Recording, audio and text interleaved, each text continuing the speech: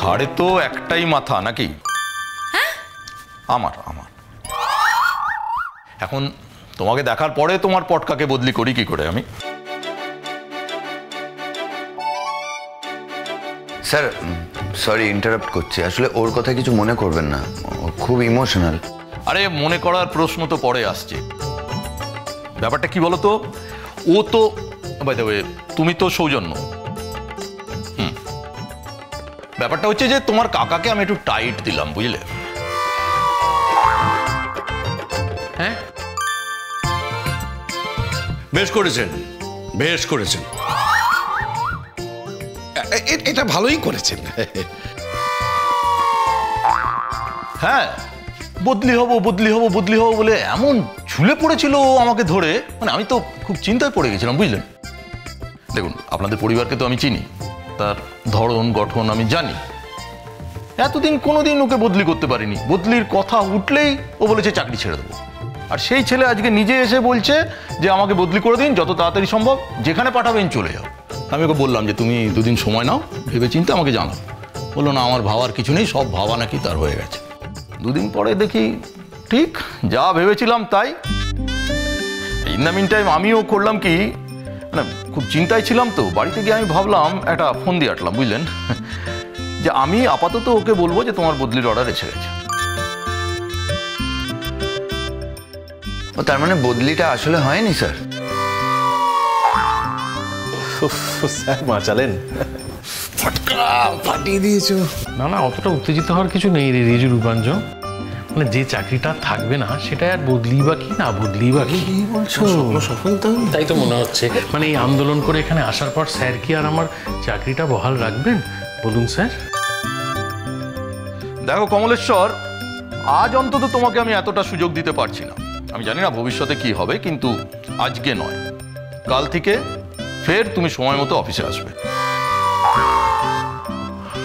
আবার আসবো স্যার? আসবে, আলবাত আসবে। আজকে সব প্রতিবাদ আন্দোলন করে না সবার ভীষণ পা ব্যথা করছে, সবাই ভীষণ টায়ার্ড হয়ে গেছে, তাই কালকে পটকা অফিসে আসতে পারবে না।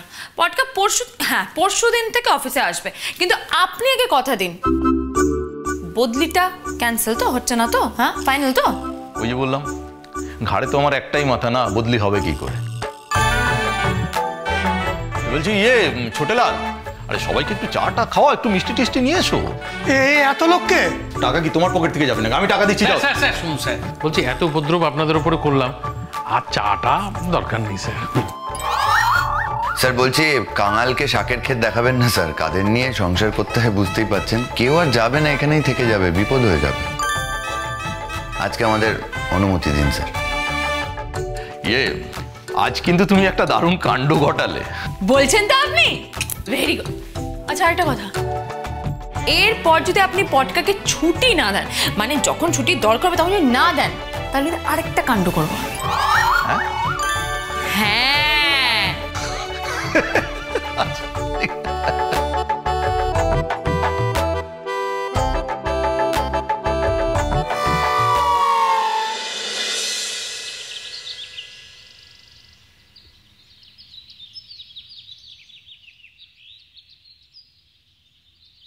চা।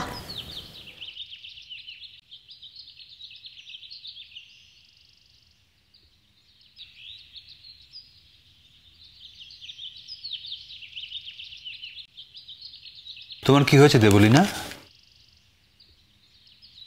তুমি সবার সামনে ওইভাবে কথা বললে?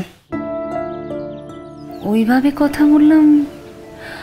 ও আচ্ছা, আরে বাবা, আমি একটু মজা করছিলাম। আচ্ছা বলো তো, তোমার হবু স্ত্রীর সাথে কি আমি একটু মজা করেও কথা বলতে পারবো না? না, তার সাথে তো আমার মজা করে কথা বলবারই সম্পর্ক নাকি? মজা? ওটা তোমার মজা ছিল? আমার একেবারেই সেটা মনে হয়নি। আমার তো রীতিমতো অসুস্থ ছিল তোমার কথা শুনে। তুমি কি আমাকে ব্লেম করছো? না, একেবারেই নয়। আমি শুধু বলতে চাইছি যে আমি তোমাকে এতগুলো বছর যেভাবে দেখে এসেছি, চিনে এসেছি, তার বাইরে সম্পূর্ণ অন্য একটা মানুষ থেকে আমি খুব অবাক হয়েছি। তাই জানতে চাইছি, তোমার কি কোনো কারণে সেদিন মুড অফ ছিল দেবলি না? আমার কি মুড অফ হতে পারে? তোমার মনে হয় সেটা? না, সব সময় সবার সব কারণ কি জানা যায় দেবলি না? যায় না। হয়তো তোমার কোনো কারণ আছে, ছিল, যেটা তুমি আমার সঙ্গে কখনো শেয়ার করোনি। ইন দ্যাট কেস আমি যদি তখন তোমার সাথে শেয়ার করে না উঠতে পারি, তাহলে এখন তুমি বলছো মানেই আমাকে যে শেয়ার করতে হবে তার তো কোনো মানে নেই। তুমি কেন আমার সঙ্গে ঝগড়া করছি দেবলি না? আমি তো তোমার সঙ্গে ঝগড়া করছি না। জানো সুবলন, আমার মধ্যে যে এই এতগুলো খারাপ গুণ আছে না, এবার তুমি সেটা আস্তে আস্তে বুঝতে পারবে। মানে? মানে হচ্ছে এই যে আমি খুব ঝগড়ুটে, আমি মানুষের সাথে খুব খারাপ করে কথা বলি, এই জিনিসগুলো আই মিন এই কথাগুলো কি অ্যাকচুয়ালি তোমার কথা? মানে এসব কি বলছো কি তুমি? না, আমি বলছি তার কারণ আমারও একটু অদ্ভুত লাগছে। আমার কি মনে হচ্ছে বলো তো, যে মেঘমালাদি বোধহয় আমার কথা একটু অফেন্ডেড হয়েছে, আর সেটাই সে তোমাকে বলেছে, আর তাই তুমি আমাকে এখন বলছো। আদারওয়াইজ এই এতগুলো বছরে তো তুমি কোনোদিন আমাকে এই ধরনের কথা বলনি, তাই আজকে তোমার মুখে এই কথাগুলো শুনে আমার বেশ অবাকই লাগছে। না, তুমিও কখনো এতগুলো বছরে কোনোদিন এরম কাজ করনি, এরমভাবে কথা বলনি। তো সত্যি আমি তো তোমার কথাগুলো শুনে অবাক হয়েছি, এটা সত্যি। না, ইন দ্যাট কেস সুকলন, I am very very sorry.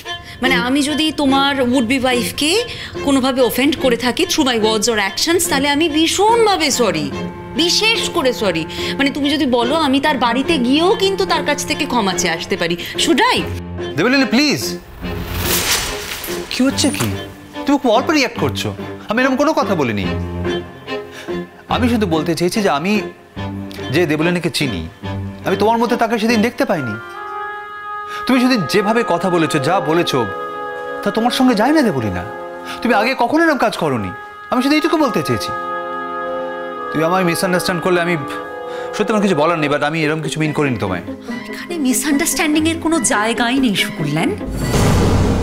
কিসের মিসআন্ডারস্ট্যান্ডিং? কেন মিসআন্ডারস্ট্যান্ডিং কেন হতে যাবে? হ্যাঁ, আমি তো সেটাই বলতে চাইছি তোমাকে। মানে এখানে আমাকে ভুল বোঝার কোনো জায়গাই নেই।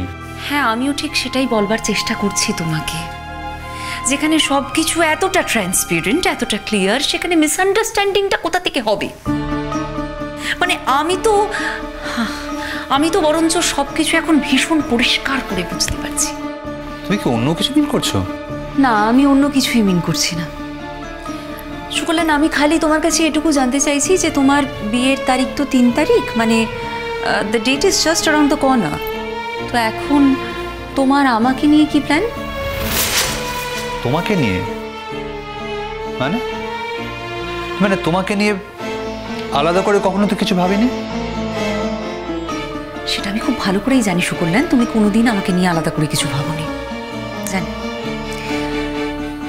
ইনফ্যাক্ট আমার কি মনে হয় বলো তো, আমার মনে হয় যে আমি এমন কোনো মানুষই নই যাকে নিয়ে তুমি আবার আলাদা করে ভাবতে পারো কিছু।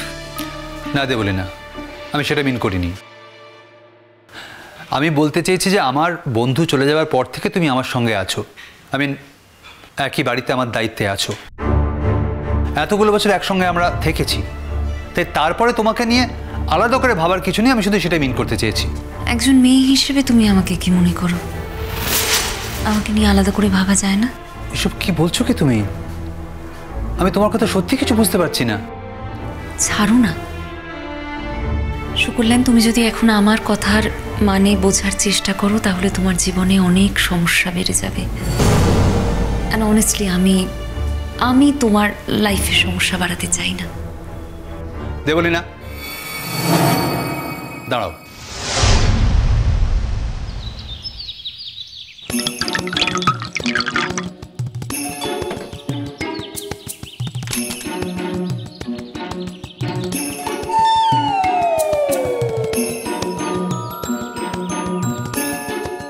এই পটকা বলছিলাম যে এই পুরোটাই কি খাইয়ে দেবো? না না, পুরোটা দিও না, 1 গ্লাসই যথেষ্ট।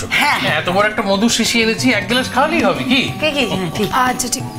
কিন্তু এই এক গ্লাস খাওয়ালে কি মধু মধু কথা বলবে? হ্যাঁ হ্যাঁ, তুমি এক গ্লাস খাইয়ে দেখো না, কিরকম মধুর মধুর কথা বেরোবে দেখবে। একদম সব।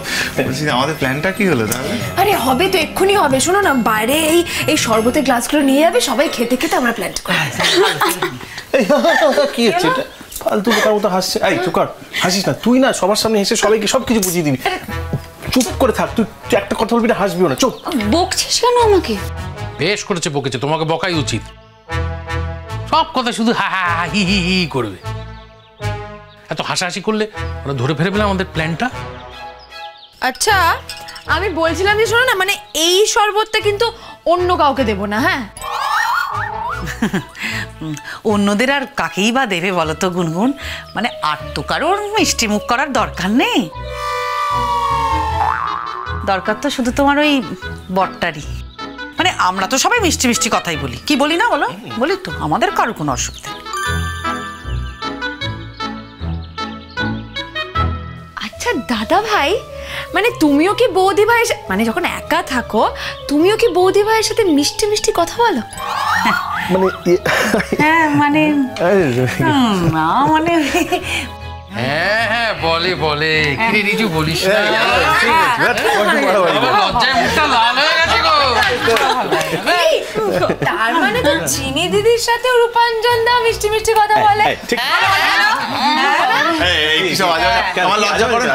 এই গুনগুন, আজকে ওসব একদম আলোচনা করতে নেই কিন্তু। আজ কি আছে? কেন আজকে তেমন কি আছে? এই বলো। আজকে কিছু নেই, আগামীকাল তো নেতাজি সুভাষচন্দ্র বসুর জন্মদিন। তাতে কি হলো? তো জন্মদিনটা আমরা সেলিব্রেট করবো না? তা আজকে এইসব আলতু ফালতু আলোচনা হচ্ছে, আগামীকালে পরিকল্পনা করো তোমরা।